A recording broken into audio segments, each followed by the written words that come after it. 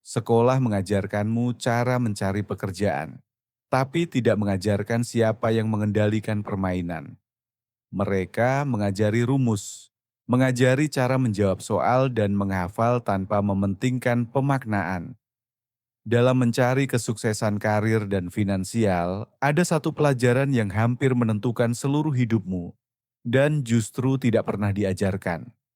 Kekuasaan.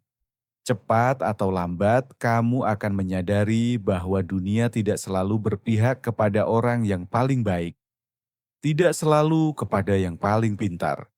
Dunia berpihak kepada mereka yang memahami permainannya.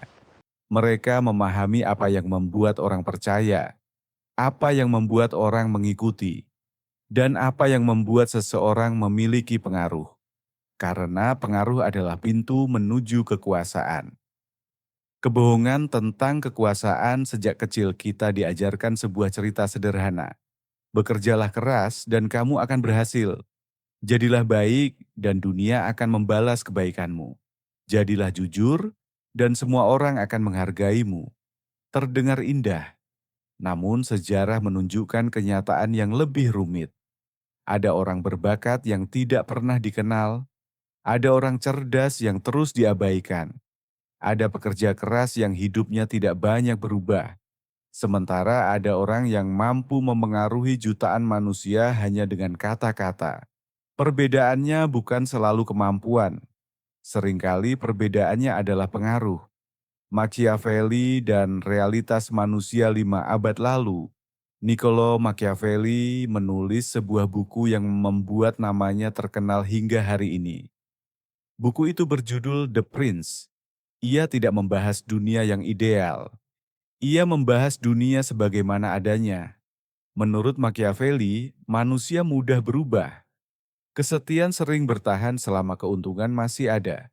Orang mendekati kekuatan dan menjauhi kelemahan. Karena itulah ia menulis gagasan yang kontroversial. Lebih aman untuk ditakuti daripada dicintai jika tidak bisa memiliki keduanya. Bukan karena ketakutan itu baik, tetapi karena emosi dan kepentingan manusia dapat berubah dengan cepat. Mengapa manusia mengikuti kekuatan selama ribuan tahun? Manusia hidup dalam kelompok kecil yang penuh ancaman. Otak kita belajar mencari siapa pemimpinnya, siapa yang paling kuat, siapa yang mampu melindungi kelompok. Naluri itu masih ada sampai sekarang. Itulah sebabnya manusia tertarik pada status, tertarik pada pemimpin, dan tertarik pada simbol kekuatan. Bukan karena manusia banyak berubah, tetapi karena sifat dasarnya tetap sama. Pelajaran dari sejarah. Ketika Robert Greene mempelajari para penguasa besar, ia menemukan pola yang terus berulang. Salah satunya adalah jangan membuat orang yang lebih berkuasa merasa terancam. Banyak orang berbakat jatuh bukan karena kurang kemampuan, tetapi karena mereka tidak memahami ego manusia. Orang yang berkuasa sering takut kepada mereka yang terlihat lebih bersinar, karena dalam dunia kekuasaan, persepsi sering lebih penting daripada kenyataan. Julius Caesar dan kekuatan diam. Julius Caesar memahami satu hal penting. Jangan tunjukkan seluruh rencanamu. Saat semua orang mengetahui langkahmu, mereka bisa menghentikanmu. Namun ketika mereka masih menebak-nebak, kamu sudah bergerak lebih jauh. Hari ini banyak orang melakukan kebalikannya. Mereka mengumumkan tujuan sebelum mencapainya, mencari pengakuan sebelum menghasilkan sesuatu.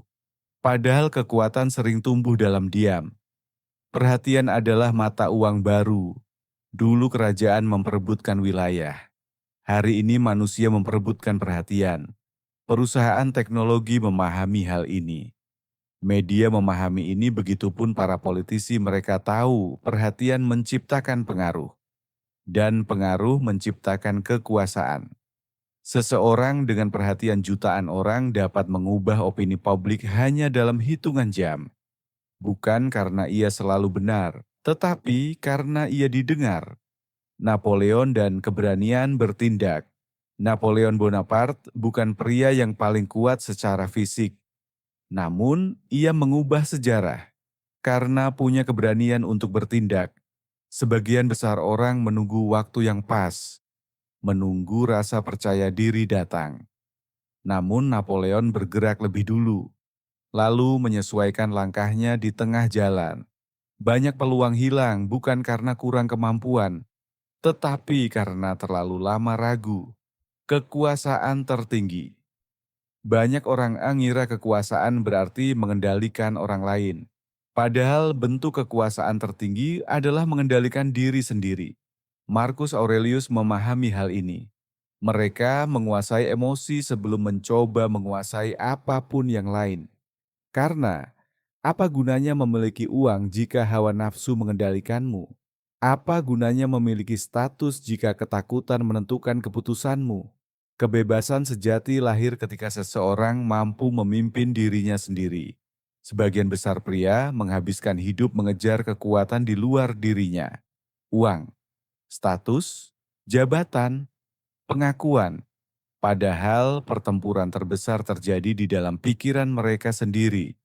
Saat kamu memahami bagaimana kekuasaan bekerja, kamu berhenti menjadi pion. Kamu akan mulai melihat motif di balik setiap tindakan.